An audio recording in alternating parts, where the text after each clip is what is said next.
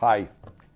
What disturbs me most about Donald Trump when we think about his first 100 days is not what he has done or has not done. It is his total hypocrisy. When Trump campaigned for president, he told the American people that he would be a different type of Republican. You all remember that? He said that he would stand up for the working class of this country. He put some really strong ads on television. He said he would take on the political and economic establishment. That's what he said during his campaign. Now, almost 100 days into his administration, let's see what he did as opposed to what he said. During his campaign, candidate Donald Trump said that he was going to drain the swamp. Drain the swamp. He said, and I quote, "We can't fix a rigged system by relying on the people who rigged it in the first place," end of quote. But during the first 100 days, Donald Trump has brought more billionaires into his administration than any president in history. In fact, his chief economic advisor is Gary Cohn, the former president of Goldman Sachs, a man who received a $285 million severance package from Goldman Sachs before accepting his appointment. As all of you will recall, Goldman Sachs paid a $5 billion fine to the federal government because of their illegal activities with regard to subprime mortgage loans. If draining the swamp means bringing more billionaires into your administration than any president in history, if it means bringing Goldman Sachs into your administration, then I really wonder what kind of swamp we are talking about. During the campaign, Donald Trump told the American people that he was going to provide health insurance for everybody, and that it would be, quote, much less expensive and much better, end of quote. That's what he said during the campaign, but that's not the type of legislation that he supported along with House Speaker Paul Ryan. The bill that he supported was a proposal which would have thrown 24 million Americans off of health insurance, substantially raised premiums for older workers, cut Medicaid by over $800 billion, and denied 2.5 million women their choice of medical coverage by defunding Planned Parenthood. Meanwhile, not too surprisingly, that very same proposal would have provided $300 billion in tax breaks to the top 2% and hundreds of billions more in tax breaks to insurance companies and drug companies. It also would have cut coverage for many of our people who are struggling today with the opioid epidemic.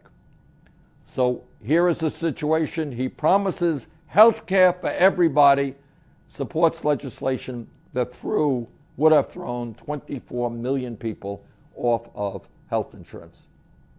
As a candidate, Donald Trump said that he understood the pain that working families across this country were feeling. Well, he's right.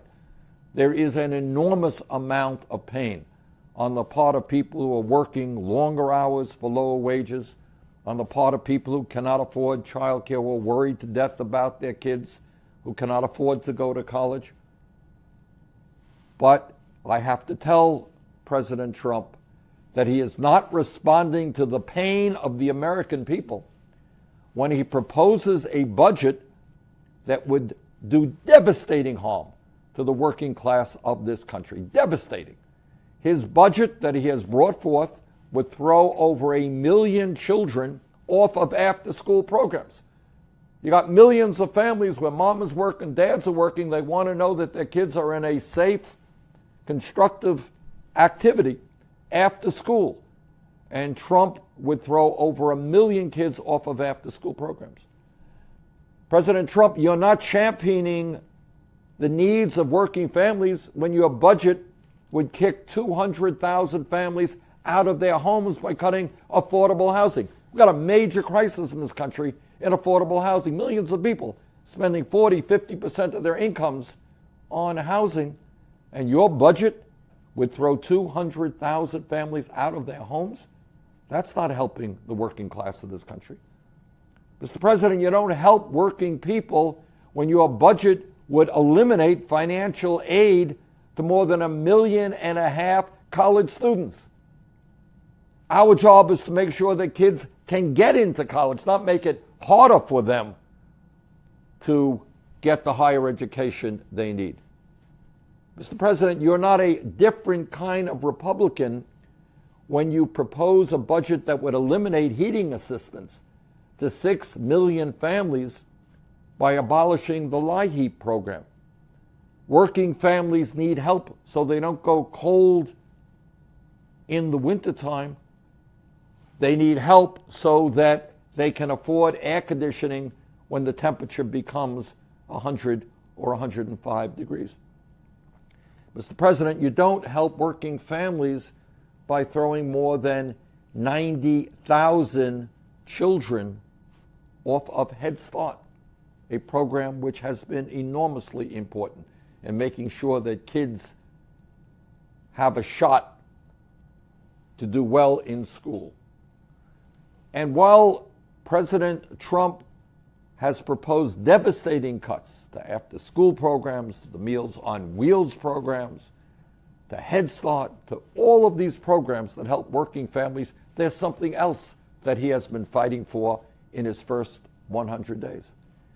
And that is, he has just introduced a one-page proposal on taxation, so-called tax reform, that would provide trillions of dollars in tax breaks to billionaires like himself and the most profitable corporations in this country.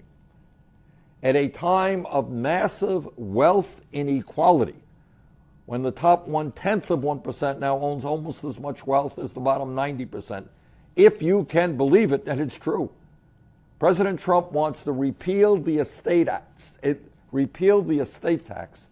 a $353 billion tax giveaway to the wealthiest 0.2 of 1%.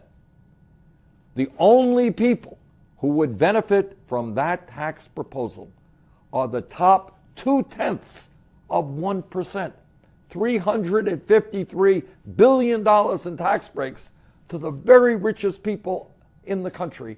At the same exact time, he wants to cut back on program after program that helps little children, helps senior citizens, helps college students, helps working families. Under Donald Trump's plan, the Walton family of Walmart, the wealthiest family in this country, would get a tax break of up to $53 billion. That's what happens when you repeal the estate tax. I want you to think about this. The wealthiest family in this country would get a tax break of up to $53 billion. The Koch brothers, the second wealthiest family in this country, a family that is spending hundreds of millions of dollars to try to buy elections for candidates who will protect the interest of the wealthy and the powerful. The Koch brothers family would get a tax break of up to $34 billion. Sheldon Adelson's family, and Mr. Adelson contributed $5 million to the inaugural program of the president, would get a tax break of up to $12.6 billion. Oh, and by the way, just in passing, Donald Trump's own family would get a tax break of up to $4 billion. So here you have in one proposal, and when we talk about a rigged economy, my friends, this is what we are talking about. In one proposal, there are tax breaks that go to the top 0.2 of 1% exclusively. 99.8% of Americans would not get a nickel in tax breaks by the repeal of the estate tax.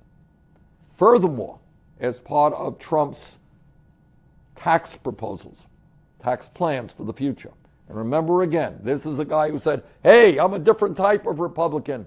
I'm going to stand with the working families of America. I'm going to take on the establishment. But at a time when 1 out of 5 large profitable corporations pays no federal income taxes at all, President Trump wants to provide a $600 billion tax holiday to companies that are stashing their cash in the Cayman Islands and other offshore tax havens. So I say to President Trump, no, we will not give even more tax breaks to millionaires and multi-billion-dollar corporations while children in America are going hungry and while veterans are sleeping out on the street. This is not a proposal that works for working families. This is a proposal exclusively for billionaires. During the campaign, as I think many of you will recall, Donald Trump promised that he would not cut Social Security, Medicare, or Medicaid. But as president, he has filled his administration with politicians who have spent their entire political careers trying to slash these programs. Tom Price is the Secretary of Health and Human Services. He has spent his entire political life trying to figure out ways to cut Medicare. Mick Mulvaney, President Trump's budget director, has been very public, he hasn't hidden it, about his desires to cut Social Security. In fact, he has referred to Social Security as a Ponzi scheme. During the campaign, Donald Trump said that the pharmaceutical industry is getting away with murder. Candidate Trump promised to allow Americans to purchase low-cost prescription drugs from Canada and other countries and to require Medicare to negotiate for lower-priced medicine. But as president, Trump has done absolutely nothing to lower the cost of prescription drug. Even worse, his nominee to head the Food and Drug Administration has received millions of dollars from big pharmaceutical companies and is strongly opposed to Trump's campaign pledges to lower drug prices. During his campaign for president, Donald Trump promised that he was going to stop Wall Street from getting away with murder. End of quote. He inserted language into the Republican Party platform to reinstate the Glass-Steagall Act to prevent Wall Street banks from gambling with the bank deposits of the American people. That's a good idea. But as president, we haven't heard Donald Trump say one word, not one word, about cracking down on the greed and recklessness on Wall Street. In fact, Donald Trump recently signed an executive order that would begin to deregulate the exact same financial institutions whose illegal behavior caused millions of Americans to lose their homes, jobs, and life savings 9 years ago. In fact, he's doing exactly what Wall Street wanted him to do. He's not standing up to Wall Street. He is doing what Wall Street wanted him to do. Candidate Donald Trump promised that he would fight for policies that would buy American and hire American. We all remember that. But his own businesses still manufacture ties in China, clothing in Mexico, furniture in Turkey, picture frames in India, and shirts in Bangladesh, where workers are paid just 30 cents an hour. So how do you talk about buy American, hire American, and still continue as a businessman to manufacture a lot of his products abroad? So I say to President Trump, lead by example. Don't just give us speeches, you know. If you want to tell corporate America to reinvest in this country, maybe, just maybe, you might want to bring your own plants back to the United States. Now, there is an area where President Trump's position has not changed, and I have to admit that. During the campaign, tragically, candidate Trump said that climate change was a hoax. Climate change was a hoax. That is what Donald Trump said. At a time when virtually the entire scientific community understands that climate change is real, is caused by human activity, and is already causing devastating harm throughout this planet, Trump maintains his absurd position and has appointed people who agrees with him that climate change is a hoax.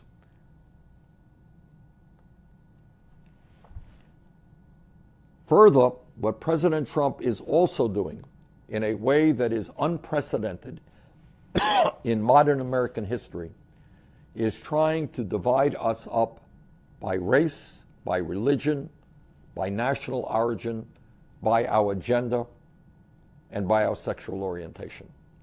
A good president, conservative presidents, progressive presidents, understand that one of their main jobs is to bring people together. Over the past 100 days, this president seems to be doing everything that he can to divide us up, to turn one group of Americans against another group of Americans. He wants us to live in fear and to live with hatred, not to live with love and respect. Now, if there is a silver lining in the past 100 days, it is this. It is that the American people are beginning to understand that when they stand together, when they fight back, there is nothing that we cannot accomplish. When Donald Trump and Paul Ryan came up with their disastrous health care plan to throw 24 million Americans off of health insurance, the American people fought back, and that plan was defeated. In my view, our job is not just to prevent the repeal of the Affordable Care Act, it is to pass a Medicare for all single-payer system, guarantee health care to all people as a right. That's what the rest of the industrialized world does. That's what we should be doing.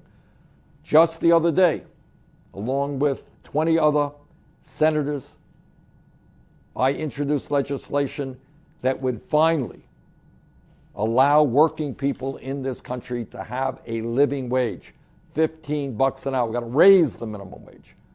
We have got to bring forth an infrastructure plan that puts 15 million people back to work and rebuilds our crumbling roads and bridges. We've got to continue the fight to make public colleges and universities tuition free and have a Wall Street speculation tax pay for that. We need to join almost every country on earth, rich or poor, in making sure that working families have paid family and medical leave. And there is legislation that has been introduced providing 12 weeks of guaranteed paid and family leave. We have got to take on the greed of the pharmaceutical industry by lowering the outrageous cost of prescription drugs. People are dying today because they cannot afford the high prices that the drug companies are paying. We have got to expand Social Security, not cut Social Security. We need comprehensive immigration reform to provide a path towards citizenship, not scapegoating the undocumented. We need real criminal justice reform by ending the mass incarceration of African Americans, Latinos, and Native Americans. We've got to invest in our young people, not in jails and incarcerations. We've got to make sure that the wealthy and the large corporations not only do not get huge tax breaks, but that they begin to pay their fair share of taxes. There is an enormous amount of work to be done, and I have just touched on some of the issues. So let us stand together. Let us go forward. Let us demand a government that represents all of us and not just the 1%. Now is not the time for despair. Now is not the time for giving up. Now is the time for fighting back. Thank you all very much.